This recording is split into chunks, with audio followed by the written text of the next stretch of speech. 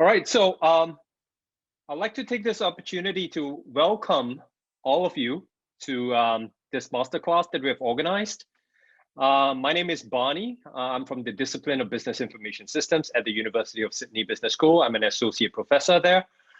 So today I'm happy to share a little bit about the program that we offer from our discipline with you. So I'm going to tell you a little bit more about the digital business specialization that we offer within our MCOM program. And more importantly, even for those of you who are not considering digital business, I also want to talk about, if you hear about all these things about the machines and robots and artificial intelligence taking the world, I'll be telling you guys how to take steps towards future-proofing your career. So without further ado, let me just get started by introducing myself. So like I said earlier, my name is Barney. I'm with Business Information Systems. My email address is on this slide. So if you have any questions about my presentation or any questions at all, just feel free to send me an email and I'll try to answer your questions to the best of my ability. And obviously, if you listen to my accent, you'll be able to tell that I'm not Australian. I'm in fact from Singapore. I'm not sure how many of you are from Singapore. If there's anyone in the audience that's from Singapore. I spent the first 30 years of my life in Singapore, never gone away from Singapore for an extended period of time, but I've been with the University of Sydney since July 2010, right? It's almost 11 years now, time flies, right? And I was just joking with my colleagues earlier that this slide with my photo here, that was me pre-COVID, right? So with COVID, I have left my hair, I let my hair grow out. But that's me in a nutshell. And again, please feel free to get in touch with me if you have any questions about today's masterclass or any questions about the programs that we offer at all. But I wanted to talk especially to you guys about the specialization that my discipline offers, and it's called digital business. Now, I'm not sure if you know what digital business is. Might sound a little bit abstract. You might not exactly know what it means. So I'm here to basically explain, right? Digital business sounds like it's very tech, it's very IT. But I'm here to tell you that no, it's really not that, right? It's related to IT, but it's not, the hardcore techie things that you might be imagining. So let me give you a quick overview of the specialization that we offer. I'm sorry, sometimes I pause to look at the chat, right? Just in case there's a message in there that I should respond to. But very quickly, the digital business specialization is one of 8 specializations that we have in our MCOM program, right? So we have accounting, data analytics, economics, finance, global logistics, marketing, as well as strategy, innovation, and management. And digital business is the 8th, right? So it's one of the 8 specializations that we offer. Beyond your traditional business domains like accounting and finance, digital business is a little bit unique because it's sort of centered on technology. Now, you would be aware that technology is everywhere in today's world, right? And today we'll be running a little activity as well to really underscore the fact that if you want to, even if you're not going to be, someone working in the field of IT, as a business professional, you need to have an understanding of technology. So that's what we're all about. So in a nutshell, right, we will teach our students about how to understand technology, how to assess technology, right? When you hear about these new technological trends, artificial intelligence, blockchain, cryptocurrencies, how does it play into, how does it influence the way people live, the way businesses work? So that's what digital business is all about. So we're going to look at how technology enables new business models, how they disrupt industries, and how they transform the operations of businesses. Very quickly, the digital business specialization, in fact, is centered on 3 primary career paths. So we have people who join us who are interested in becoming entrepreneurs. And you might go, why would anyone be interested in, someone who's interested in being an entrepreneur be interested in digital business? Well, of course, right? In today's world, we know that digital technologies actually lower the barriers of entry for starting a business. So if you want to know what technology can do, right, to help you make it easier for you to start your own business, the digital business specialization is appropriate for you to consider. We also have students who have taken our digital business major and they've graduated to become technology consultants. They are not like our colleagues over at the Faculty of IT who become programmers or computer engineers. They don't write software or apps. They don't build computers. But our digital business graduates, right? They go in and they're able to basically explain to businesses what technology can do for them. So we are not the people who are responsible for building those technological artifacts, but we are the people who go to business to help them solve their problems with the help of technology. Now, of course, a consultant is an external person. Now, we also have people within organizations that help to manage the technology within some of the large corporations that we have as well. Because if you think about it, digital technologies are everywhere, right? If you have, like in your future workplace, if you go to your employer and your employer says, this technology thing, we don't have a computer for you. Here's a pen, here's a notebook, and that's all you need for your work. If you find yourself in a workplace like that, my sincere recommendation to you would be to run, because that organization is going nowhere in today's world. For our corporate stream, we are really looking to train students to work in corporate to help them manage their technology. Because, as you'll see later during my little activity that I've planned, technology really helps to solve the problems of today's organization, no matter what their organization is doing, right? No matter what business the organization is in. Technology can help solve problems. Now, very quickly, right? Let me just focus a little bit on the corporate stream and the consulting stream, because this is an area of concern that a lot of our digital business students have often sort of raised, right? Because they are looking to grab, to graduate with our digital business specialization with their Masters of Commerce degree. Their question is, what sort of career should I be looking at?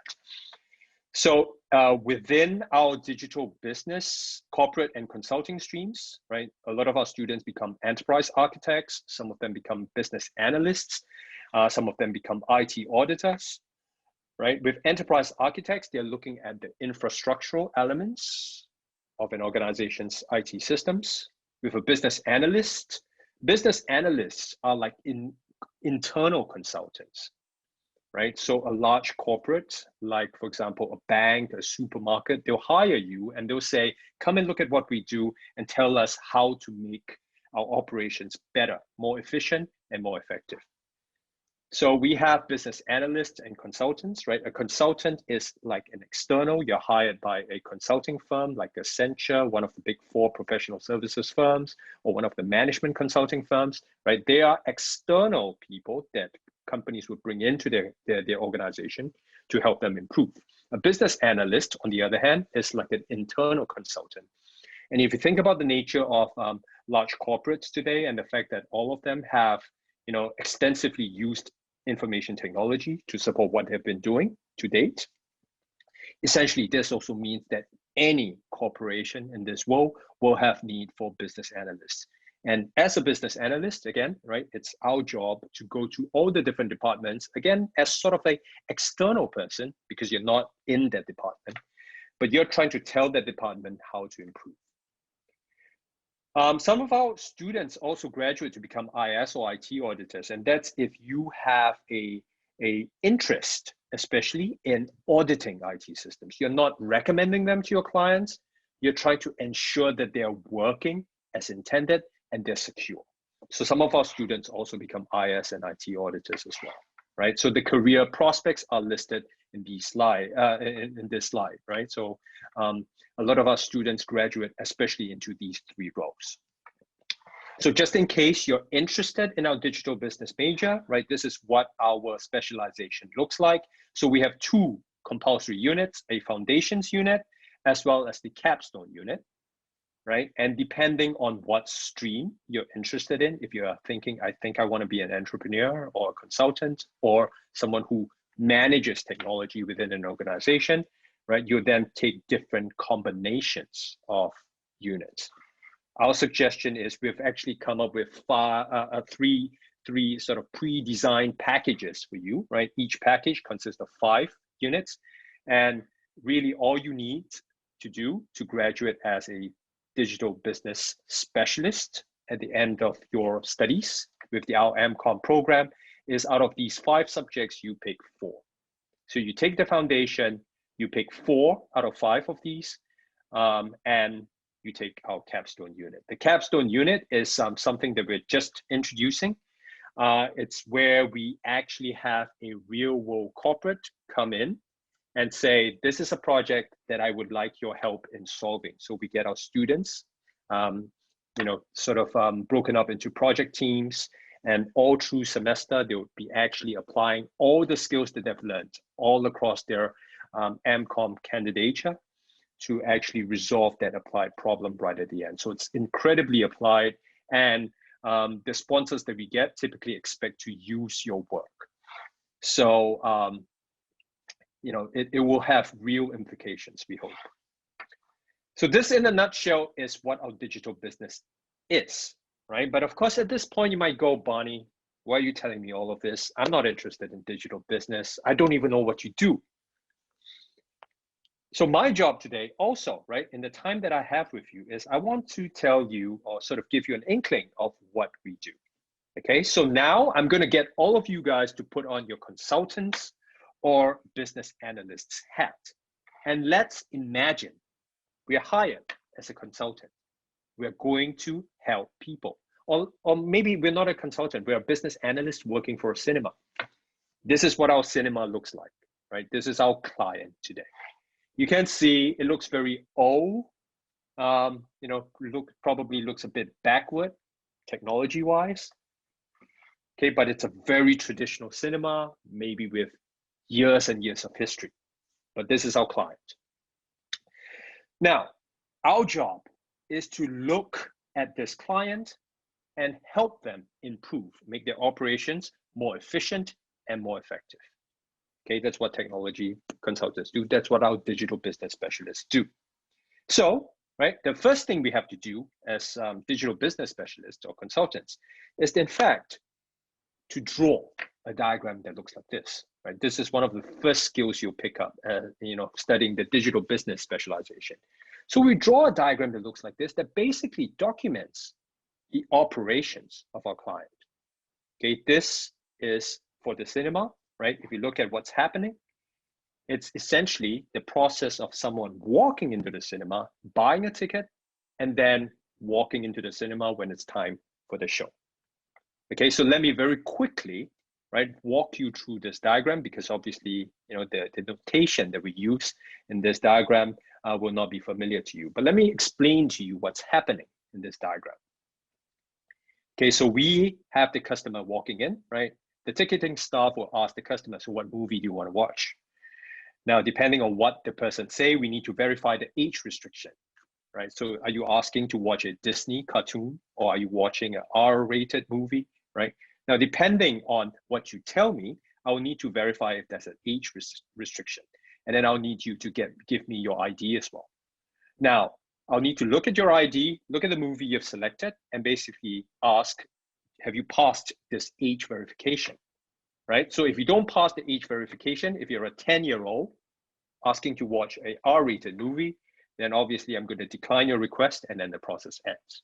But if you're okay, right, you're above the age limit, you can then pick your seat, right? Following which, after you have selected your seat, I'll request payment from you. And depending on whether you're paying by cash or by credit card, I'll process the payment accordingly. I'll print a receipt and a ticket for you. And then when it comes time for the movie, right? At the gate of the cinema, at the door of the cinema, the usher will look at you and decide if you look young. If you don't look young, you look appropriate for that movie, you're allowed to go ahead. But if you look too young, right, maybe some of you are lucky genetically, you don't age so quickly, we'll do a second age check. And then after this, right, we'll check your ticket, and then the usher would actually show you to your seat before the process ends. So this is the process of a customer coming in to buy a ticket, and then he or she gets to the cinema to watch the movie. All right, so the first thing we do as business technology consultants or business analysts is to draw a diagram that looks like this, because this captures in a nutshell what we do as a business. Once we have this down, we can then apply our skills to analyze this diagram and suggest improvements. And I've just also included additional information tied to those activities and those decision points that we saw earlier, right? Just to sort of facilitate your work as a consultant. So each of these activities takes how many seconds, how many minutes, right? These gateways refer to these decision points where your process splits into multiple paths, right? So it's yes or no, right? Payment mode, credit card or cash, right? Looks young, yes or no, right? So basically, like for example, looks young, right? 20% of the time, a customer will look too young, so they would need a second check. Whereas 80% of the time, the customer looks okay. So that's what the probabilities of the gateways mean. So now, Ashley, can I get your help to distribute the activity sheet with this information that we are seeing?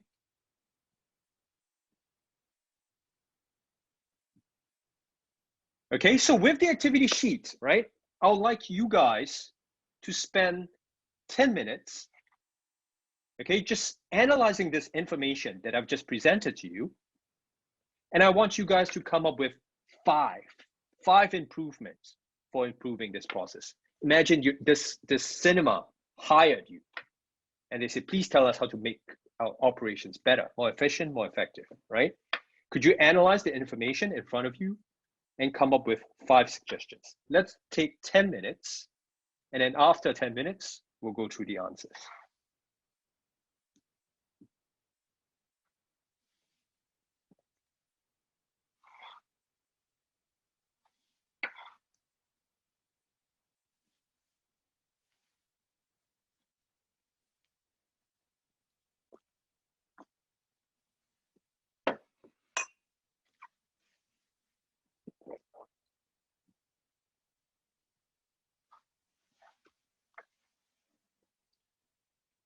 And for those of you who have difficulty sort of reading or accessing the document file that was just shared in our chat, right? I'm just going to periodically switch between these 2 screens so that you can see both the process and the information tied to those activities and gateways.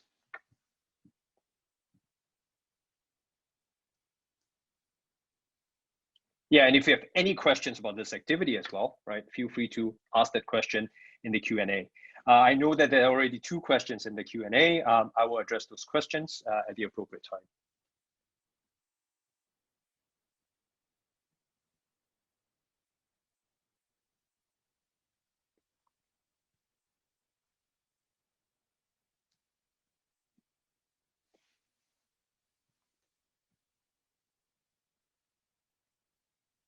Hi, Renee. Yes. So your job is to analyze the information in front of you, right, and suggest 5 improvements to improve the operations of this cinema.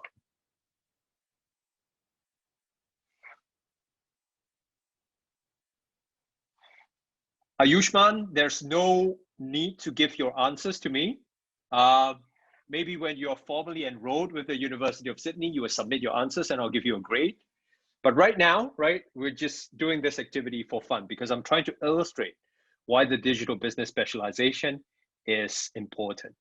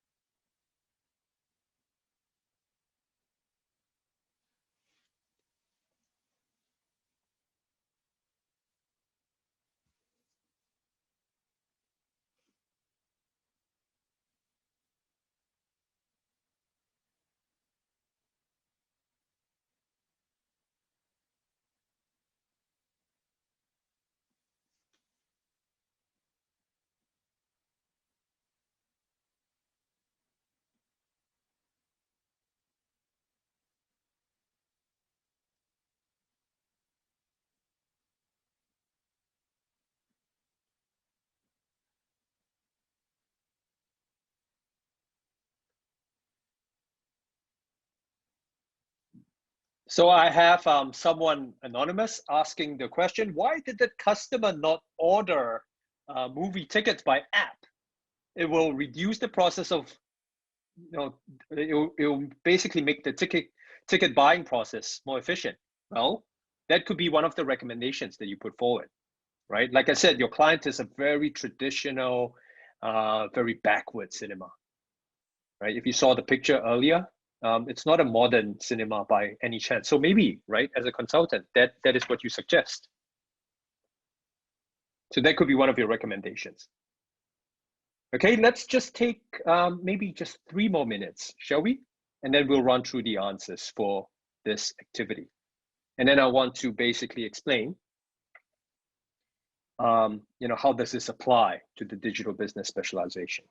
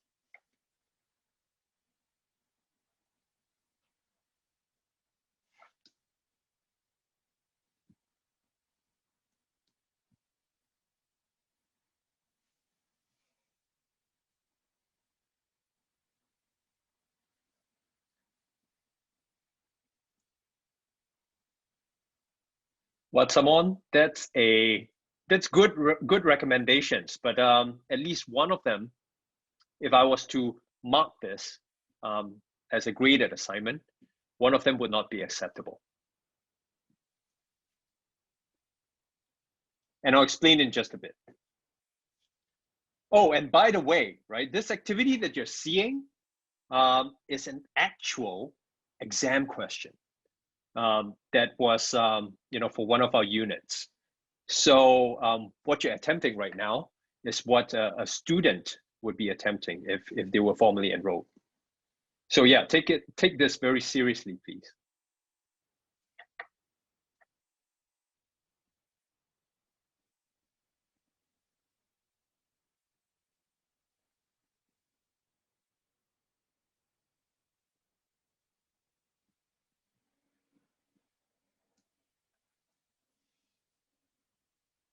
So this would be Stanford. This would be, it's actually about 10 marks out of an exam for, I think, 50 marks, if my memory serves me correctly. So it's pretty significant.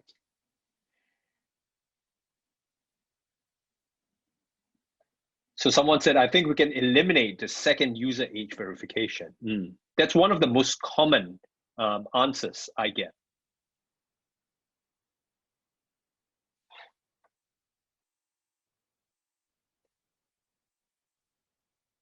The usher wouldn't have to physically check the ticket if it had barcode that could be scanned. Would it take less time? Maybe. That could be reasonable. But then the usher would need a scanner with him or her. All right, I think, right? Thanks for indulging me, racking your brains, coming up with good recommendations to help our clients improve. So let's look at this activity and discuss maybe some of the answers that you guys have come up with. So how can we improve our client? Now, what you have just experienced is exactly the process that consultants or digital business specialists would actually experience. We first map out what a business is doing as part of a process. And that process can be any process of any business. It can be a coffee shop and someone's making coffee, and then you realize that you have long queues and you're not serving enough customers in time, right? Quickly enough. You say that process is too inefficient, you want help to improve it, we can help you. If it's anything else like supermarkets, long checkout lines, right? People are just queuing up. We can help you as well, right? I think about 7 or 8 years ago, self-checkout counters at supermarkets became mainstream. A lot of supermarkets, especially in Australia, they started doing that. I can pretty much guarantee you that whoever suggested that was a digital business person. Some person was just looking at the checkout queues and going, why are there like 4 to 5 people, sort of queuing up at the cashier, waiting for a person to serve them, right, at any point in time, right? Why is it so inefficient? Let me make things better. So self-checkout counters or self-checkout kiosks were sort of, designed, right, to make checkout more efficient because customers are serving themselves. And a lot of you have actually thought along those lines, right? So let's look at the acceptable and unacceptable answers. Before I get into the right answers, let me tell you guys about the wrong answers first. Okay, so there are certain answers that are just plain wrong, unacceptable. A lot of you have already said this, right? Eliminate the second age check by Usher. Why do you need to check age twice, right? For those of you who have said this, I'd just like to say you guys are angels because you have never, ever tried to get to a movie that you're not allowed to watch, right? That you're not above the age limit, or rather that you're not above the age limit for. I remember when I was younger, right? And it's almost so long ago. I used to do that all the time. I used to get someone older who would buy a ticket to a movie that I'm not supposed to watch for me, right? And because that person is older, he or she has his ID. So they will buy the ticket and then I'll get the ticket and I'll just let myself into the cinema. That was me, right? And obviously we can all agree that that is wrong, right? I should have been stopped. So, right, this age check, even though it sounds like it's unnecessary, why are you doing it again? It actually is absolutely necessary to deal with people like myself. Because otherwise I'm going to get an older friend or an older relative to buy the ticket for me and I'm going to help myself. I'm going to get into the cinema and watch movies I'm not supposed to watch. So you cannot eliminate the second age check. Some students would say, okay, let's do the payment while you're asking for the movie selection. So instead of doing this sequentially, right, asking for payment only after they've selected the movie, only after they've selected their seats, let's do it right while you're choosing your movie, while you're choosing your seat, right? Let's try to multitask so that we can shorten the amount of time for you to complete this process. This is also not acceptable as well, because sometimes requesting your payment first, right, could mean that subsequently, if your customer changed his or her mind, then you need to do a refund. And then when you need to recover from this situation, it actually takes a lot more time, right? Like, for example, if someone has chosen the movie, right, you're already processing his or her payment, maybe it's credit card, you're waiting for, the bank transaction to go through, right? And then that person realized, oh, all the seats that you have left, they're in the front row, the first row, right? So they're going to spend the rest of the movie doing this. So they're going to get a sore neck, right, after the movie. And then they realize, I don't think I want to watch this movie anymore. I'll come back another time, right? Could you please do a refund for me? That's when you need to spend more time to recover from this situation. So that's not typically seen as a good thing. Some students will say, don't allow users to choose their own seats. Or some would realize that actually, if you looked at the information that you provided earlier, credit card takes a bit more time. So they would say, don't allow users to pay by credit card. Everyone pays by cash, right? These two recommendations are also not acceptable because while you're making the process more efficient, you're actually decreasing the effectiveness of the process. Not allowing users to choose their own seats. I'm not sure how many of you would be happy with that. If you bought a movie ticket and they said, you're going to sit anywhere I tell you to, right? If it's in the front row, too bad, right? That is typically not acceptable by today's movie-going standards unless they are selling you the ticket very, very cheaply. Don't allow users to pay by credit card. I think this just takes away a payment option, right? And in today's cashless world, pretty much, right, that's almost unacceptable. So these are unacceptable solutions. If you have one of these, unfortunately, right, if this was for your exam, you wouldn't get your marks. What are some acceptable solutions? Well, you could say the usher really doesn't need to show me to my seat, right? If I know that I'm seated at seat J10, I'll just look for row J, seat number 10, that's my seat. In this day and age, right, most cinemas don't have ushers literally ushering you to your seat. So this is what we call, in consulting lingo, a non-value adding activity. Customers can do that for themselves. Why do you need someone to do it for them? So we can say, let's not make the usher do that, right? And if you don't make the usher do that, then potentially you won't have queues forming outside your cinema, because the usher can just let people in and they don't have to show them to the seat before they run back to the entrance of the cinema and then show the next customer to the seat. A lot of you would have this, right? Why don't you have a self-service kiosk?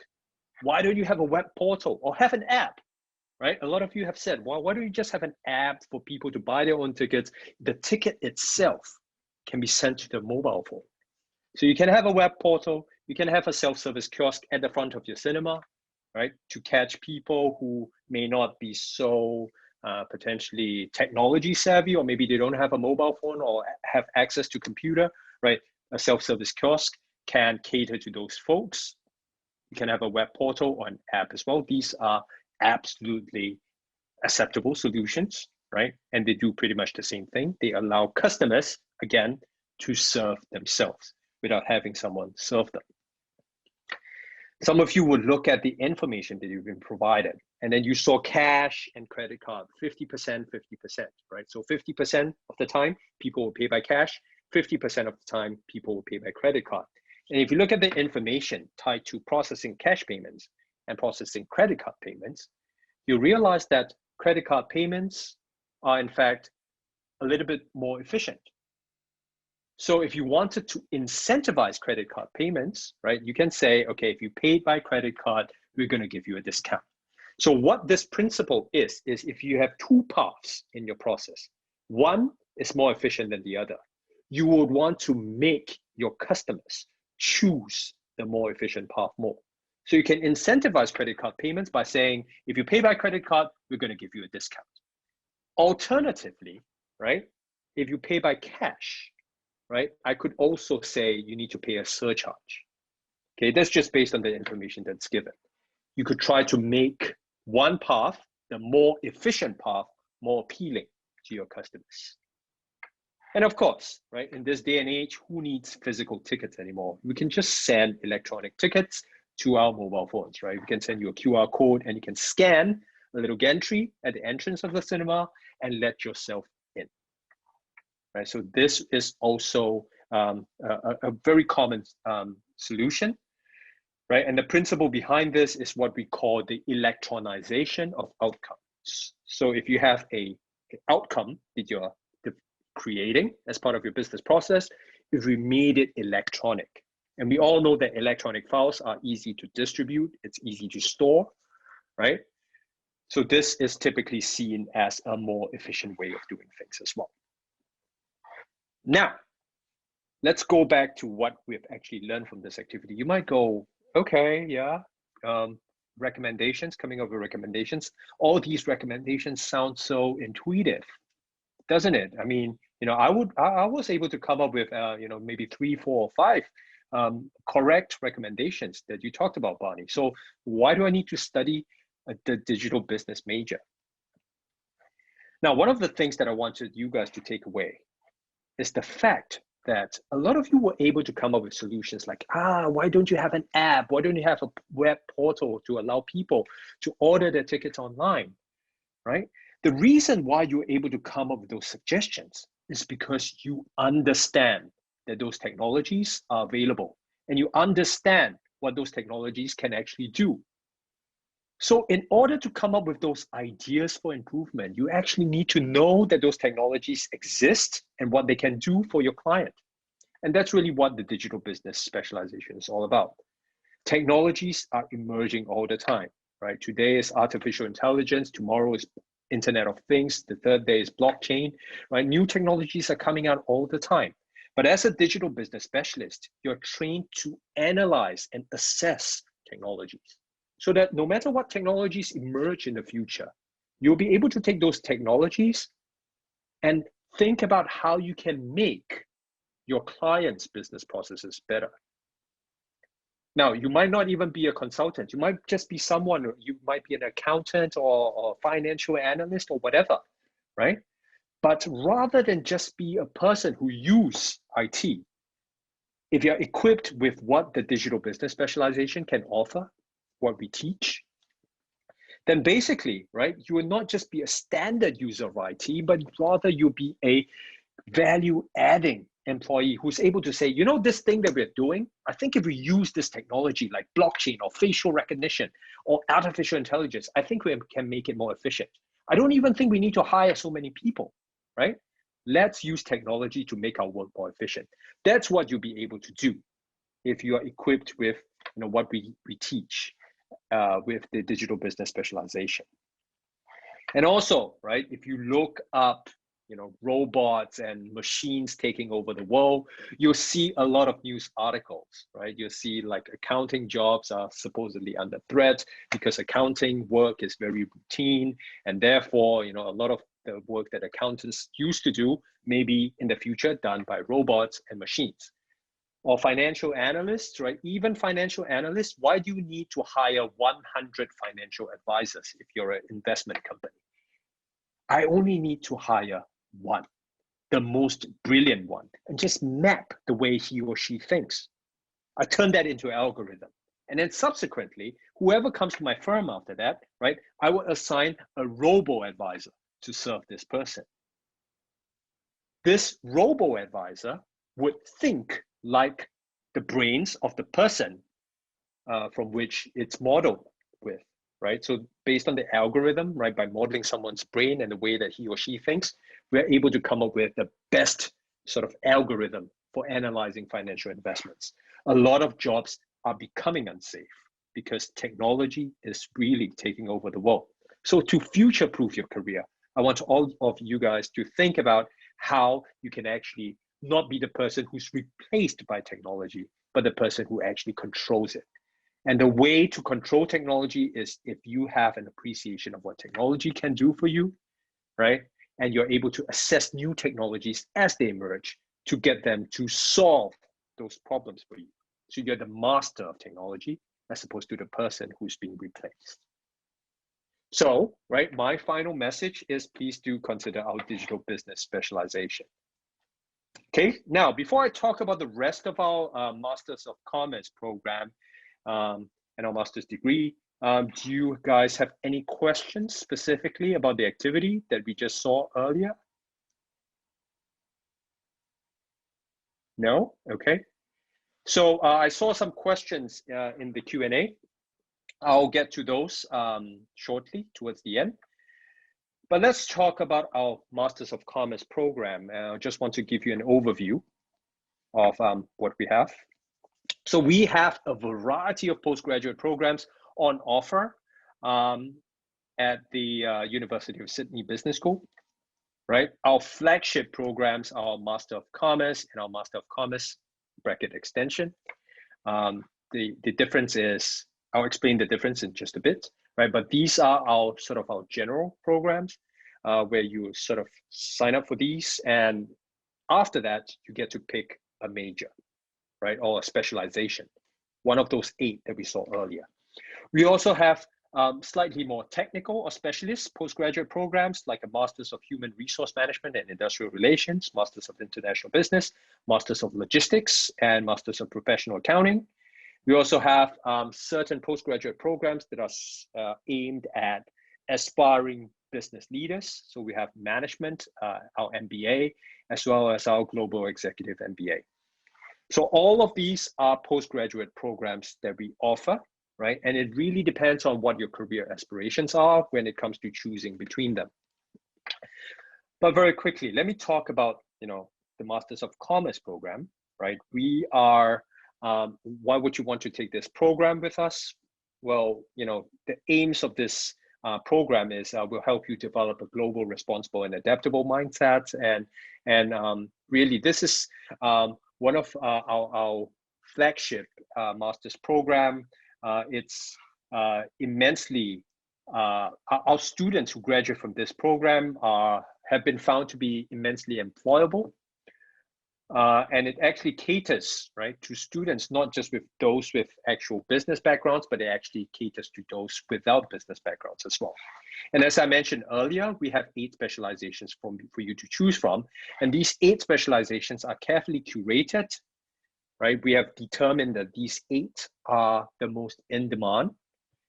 So, they would correspond to employable career pathways after you've completed your degree. So we have 4 program options. We have the Masters of Commerce program, which is 1.5 years, the extension program, and then the graduate diploma, which is 1 year, and the graduate certificate, which is half a year. But for the graduate diploma and certificate, these are only for local students, for domestic students. Now, what is the difference between a 1.5 year and our 2-year program? The 1.5 year program is essentially, right, for students who have a bachelor degree in commerce or business disciplines. Okay, and you need to have an average mark of 65% across all the units that you have taken in your bachelor's degree. Okay, there's no prior work experience required, right? But you need to have a bachelor degree that is related to business or commerce. Whereas the Masters of Commerce extension, this can be for students with no prior business experience or background, right? But you would have to study for half a year more, essentially just to give you the right foundation so that, at the end of your first half a year, you'll be on the same footing as those who have taken their bachelor's in business. So in 1.5 years, you will not be able to take 2 specializations. So you would just be opting for 1, right? So again, out of the 8, just choose 1. Now, if you go for the 2-year program, you can actually go for 2 specializations. And this is sometimes quite useful, especially for people who don't really know, right, what is the specialization that they want, or, maybe you're in 2 minds. You have a number of things that you're hoping to get into, right, but you have not made up your mind, right? The Masters of Commerce extension program can give you the opportunity, right, to pick 2 specializations. And if you have prior learning, like previous units they've taken that you think is very similar to the units that we offer, you can actually apply for recognition of prior learning, which means that you get credit towards those units that you've taken, right, before you've actually enrolled in our Masters of Commerce program. Okay, so like I said earlier, we have 8 future-focused specializations, very carefully curated. This is what the industry wants. So we have 8 sort of pathways for you, right? So when you sign up for the Masters of Commerce program, this is a generic program. And once you're in, the entry requirements for all of these specializations are exactly the same. But depending on what your interests are and what your strengths are, you then pick an appropriate one. Okay, so this is our digital business specialization, which I just talked about earlier. Again, right, the focus is on learning about how to access technology and how to apply technology to solve business problems. And you see the career opportunities after you've graduated as the digital business specialist, right? They include business consultants, analysts, IT managers, security analysts, and all of that we just discussed. And of course, right, a lot of people are into this because they want to learn how to start their own business as well. So they become sort of digital entrepreneurs. Very closely related to my specialization is the specialization called Strategy, Innovation, and Management, right? Where you will actually be trained to be more sort of, leadership oriented. So you'll be learning how to strategize, how to formulate business strategies, right? And how to develop innovations. This is very closely related to what we do, obviously, because innovation in today's context is driven by technology. So I often recommend, right, that strategy, innovation, and management and digital business can be taken as a double specialization, especially if you're in our Masters of Commerce extension program, where you have 2 years and you can afford to take 2 specializations. Okay, this major in particular would be, very sort of complementary to the digital business specialization. Now, where will our Masters of Commerce program lead you to, right? I just want to bring up the case of one of our former students called Disti, right? She was actually a health sciences person. She had an undergraduate degree in health sciences from Canada, right? So she was looking for a career switch midway. She studied health sciences for a bachelor's degree, and she realized, maybe it's not for me. Maybe, when you're looking for jobs, right, you're applying to corporations, you're applying to, companies and organizations. So she decided midway to join our Masters of Commerce program. So basically, right, this Masters of Commerce program has just opened a lot of doors for her. She completed internships in both Sydney and Singapore as part of her studies.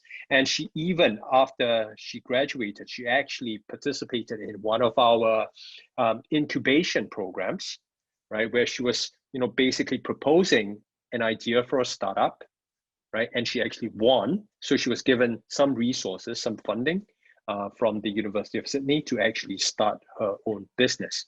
So today, this is where she is, right? She's now running her own startup. So coming all the way from, her previous background as someone from health sciences, I think she's come a long way. So hopefully, right, our Masters of Commerce program will also present a equally dynamic sort of trajectory for you guys should you choose to enroll with us. So if you wanted to, stay connected with us and find out more about our Masters of Commerce program, these are the ways that you can look for your own information, do your own research, or get in touch with us. And with that, I've come to the end of my talk. Do you guys have any questions? Let's have a look at the Q&A. All right, let's look at the questions that we have. Can we learn across streams? For example, if I take consulting, but I also like to learn about digital work practices in the entrepreneur streams, yes, you can, right? You will always have, as part of your Masters of Commerce program, a number of elective choices. So you're free to take more than what is required, as long as you fit within the maximum amount of units that you're allowed to take. So yes, you can take both units from both the entrepreneur and the consulting streams. The streams that I just basically discussed, they're just suggestions, because these are our more common pathways. So one question, this is not related to a course, but just a thought. Do Australia use debit cards? Yes, we do. We do. Yeah, especially this is especially popular with students, because students don't have credit histories. So most credit card companies are not very comfortable with issuing them with credit cards. So they use debit cards that goes directly debited from their bank accounts. So what would be the solution for, say, an older person who does not have access to technology? This is a great question. So as technology consultants, you cannot just simply focus on serving your most frequent customers, your most the people that come to your business the most often, right? You also need to think about issues like, am I leaving anyone behind? And too often in today's world, as we are progressing so quickly with technology, there are a lot of people who are being left behind, right? In some countries, for example, people don't flag cabs on the streets anymore. Some countries, like in China and Singapore, you essentially take a phone, right? And basically just call your cabs in that way. Now, if you think about older people who may be IT or digitally illiterate, it creates immense problems. Or people who don't have access to smartphones or computers, it causes immense problems. So as consultants, right, it's also a moral obligation that you should not leave anyone behind. So that's a great question. And that's part of what we cover as well. In our units, we also, get you guys to reflect on the ethical implications of technological advancements. What are the career options after completing the Masters of Commerce? Well, right, essentially, if you look at, you know, all the job ads that are out there, anything that's related to business disciplines, the Masters of Commerce will usually have an offering for you that will sort of, you know, enable you to pursue your interests. Like, for example, a lot of people join us because they want to be consultants. A lot of people join us because they want to be accountants. What is very hot in today's business context is a lot of people come to us, they say, I want to be a data scientist, right? So all of these careers, our Masters of Commerce program will actually prepare you for them. Do you have online programs? No, we don't have online programs, but in this age of COVID, a lot of our units are online, right? If they're not online, they're hybrid. So we don't have online programs, but I'm not sure what your definition of an online program is.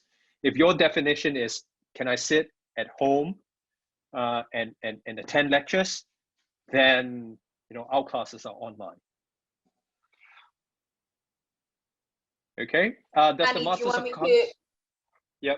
Sorry, Barney, just to cut across you. Maybe just to expand on that a little bit. Obviously, at the moment for our international students, the borders are closed, and I noticed a couple of questions also come through on that. So currently, yes, all our classes are being delivered online, unless obviously you're in Australia, then you're able to attend some of the selected classes which are in person on campus.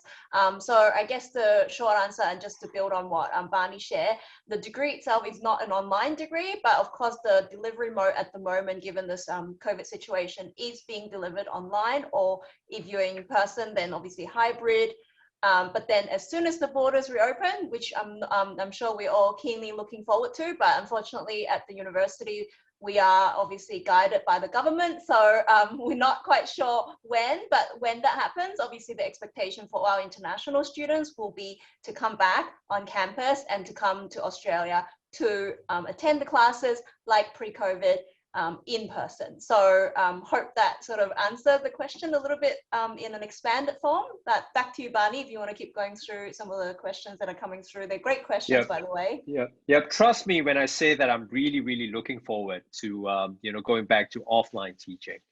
I've been doing this, right, online over Zoom, teaching my classes in this way, and it just doesn't have the same feel. And I'm not sure if you guys have seen the University of Sydney.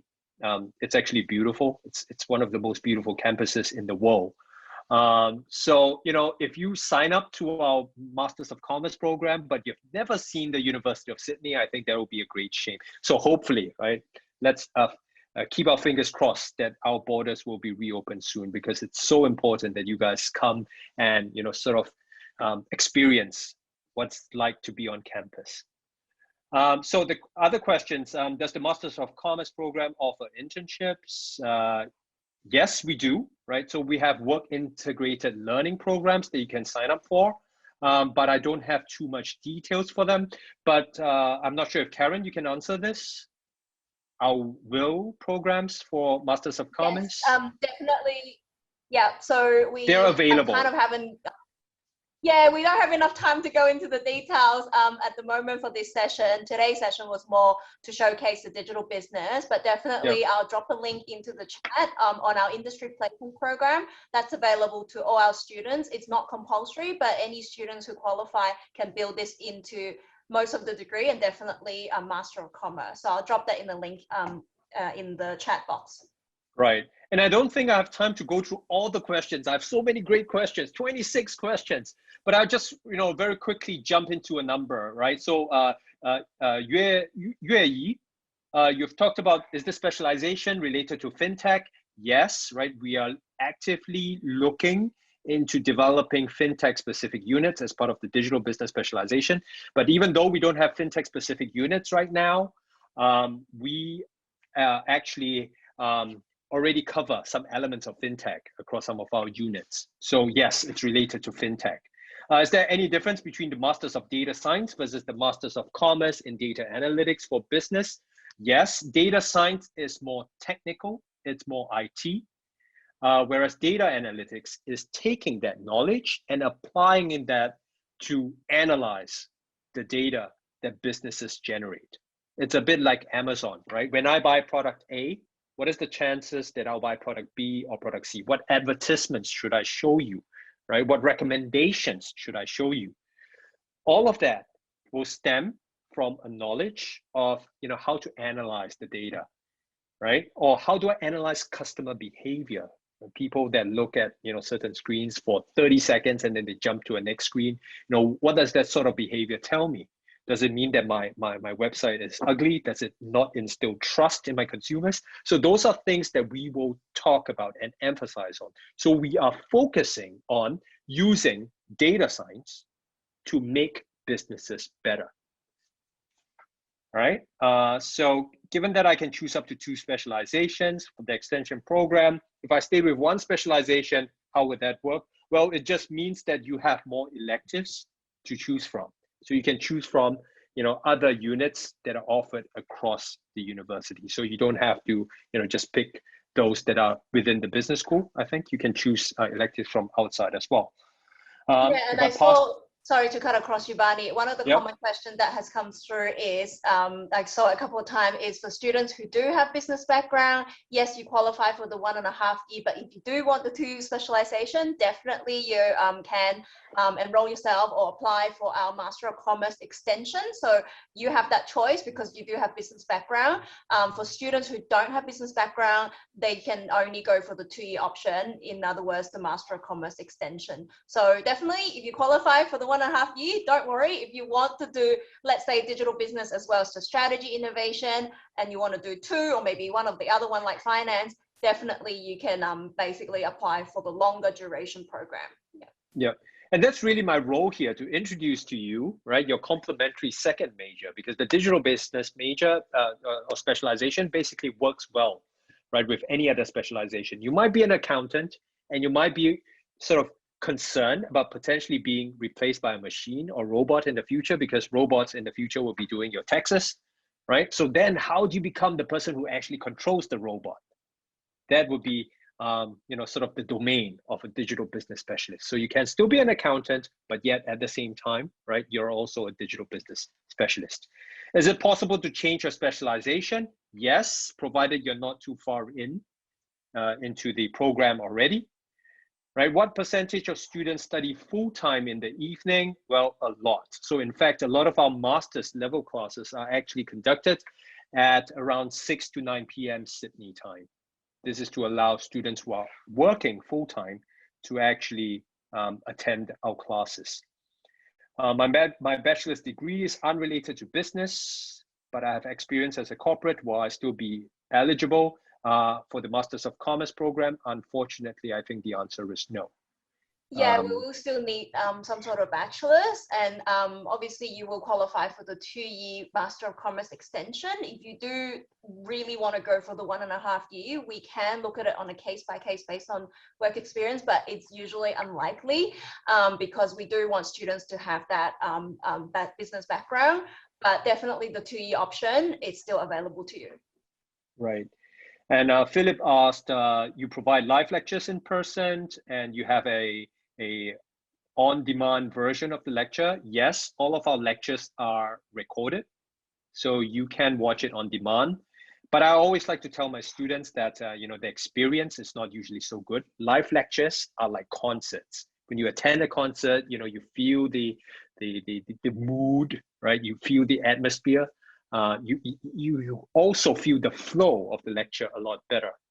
So, I always like to tell my students, even though you can watch this as a recording, it's always good to attend live. And sometimes recordings do go wrong, right? Sometimes the professor or the lecturer forgets to turn on his or her mic, and then you don't have a recording. So attending live is still very much preferable. Betsy says it's immensely interesting and exciting. Yes, it is, especially in the digital business specialization. Now, if you think about it, right, the 5 largest companies in the world today, they're all tech firms. Go and look it up, right? It's Amazon, it's Google, it's Facebook, it's Apple. I can't remember what Microsoft. right? So these 5 are essentially dominating. These are the 5 largest companies in the world today. So isn't it strange that if the 5 largest companies in the world today are all tech firms, and if you're still not particularly well-versed or savvy with tech, and that's really what the digital business specialization is all about. Okay, I am an international and enrolled for Masters of Commerce. If I choose digital business specialization, do I have to complete 2 capstone projects in 2 years? So if Ni hao, I'm assuming that you're going for a double specialization. So if you're going for a double specialization, yes, you will have to do 2 capstone projects.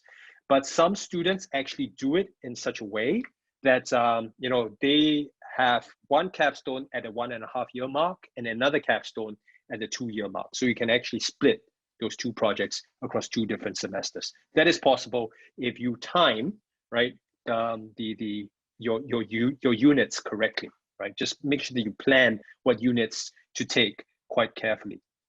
Is there any activities that we get to work with real business? Yes, right? So like I mentioned earlier, we do have our work integrated learning programs where we actually send students out on internships, right? We also have exchange programs as well. So it's not just case studies where we give you text and ask you to read. We actually send you out there to basically, you know, work with real world organizations. And as part of what we do as well, especially in our capstone unit, we have a real sponsor coming in to say, I have a problem that I'd like you guys to solve for me. So in that sense, all of you become consultants or become specialists where you'll be developing recommendations for an actual business. So I got accepted into a Masters of Commerce program. Can I change that to the 2 years program? And when is the deadline to do that? Karen, do you want to take this one? Short answer is yes, and just reach out to your admissions officer who has issued you your existing offer, and just send us a bit more information with your request, and they'll be able to further advise you on that. Right. And also Anvita asked, is it possible to pursue more than 2 specializations? I am afraid the answer is no. I don't think it's humanly possible to do 2 specializations. Love the enthusiasm though. Enthusiasm is great, right? But you know, we have a unfortunately a limit in terms of the number of units that you can take as part of your postgraduate degree.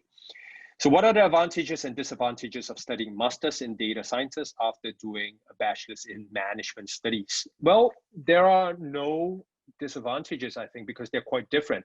Management is quite general, whereas data sciences is quite specific. And data sciences is actually one of the hottest things, right, in today's business context, because you know, there's a lot of employment opportunities for people who know how to work with and analyze data.